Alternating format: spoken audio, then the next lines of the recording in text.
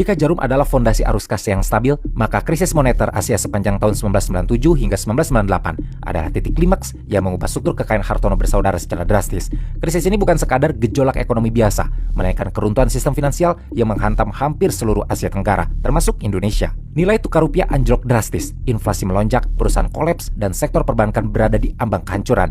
Bank-bank yang sebelumnya terlihat kokoh tiba-tiba kehilangan likuiditas karena dihantam penarikan dana besar-besaran oleh nasabah yang panik. Dalam konteks ini, sistem perbankan Indonesia mengalami krisis kepercayaan yang jauh lebih berbahaya daripada sekadar kerugian finansial. Karena bank pada dasarnya bergantung kepada kepercayaan publik. Ketika kepercayaan itu runtuh, maka sistem pun ikut runtuh. Pada puncak krisis 1998, pemerintah Indonesia terpaksa melakukan langkah ekstrim untuk menyelamatkan sektor perbankan. Puluhan bank dilikuidasi, dinasionalisasi, atau direstrukturisasi melalui Badan Penyihatan Perbankan Nasional atau BPPN. Banyak bank besar akhirnya kehilangan kemampuan untuk memenuhi kewajiban keuangan jangka panjangnya akibat kredit macet dan mismatch valuta asing. Salah satu bank yang terdampak serius adalah Bank Sentral Asia atau BCA yang saat itu mengalami penarikan dana besar-besaran dari nasabah. Penarikan dana dalam skala besar membuat likuiditas bank akhirnya tertekan. Meskipun secara fundamental, BCA masih memiliki jaringan nasabah yang kuat. Melihat situasi tersebut, pemerintah mengambil alih BCA sebagai bagian dari program restrukturisasi perbankan nasional. Secara psikologis, bank yang diambil alih negara pada masa krisis sering dipandang sebagai institusi bermasalah. Dan di mata investor, aset semacam ini dianggap berisiko tinggi, penuh ketidakpastian dan tidak menarik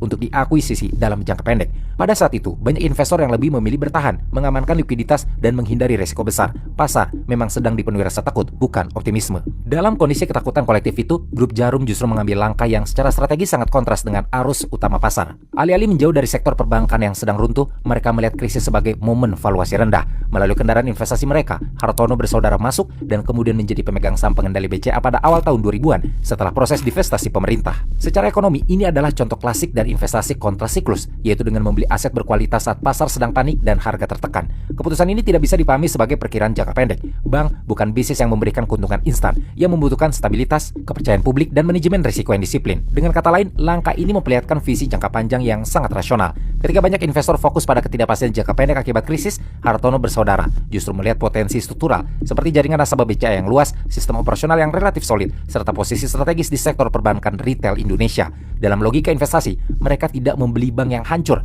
melainkan membeli sistem keuangan yang sedang mengalami penurunan harga akibat krisis psikologis pasar. Analisis strategisnya cukup sederhana, tapi sangat tajam ketika diterapkan pada investasi bisnis. Krisis memang menurunkan nilai aset, tetapi tidak selalu menghancurkan struktur dasar jangka panjang. Dengan mengakuisisi BCA pasca krisis, Hartono bersaudara memperoleh aset finansial besar dengan harga yang jauh lebih rendah dibandingkan nilai potensial masa depannya. Itu adalah bentuk disiplin kapital jangka panjang, bukan keputusan emosional yang didorong kepanikan pasar, melainkan perhitungan struktural terhadap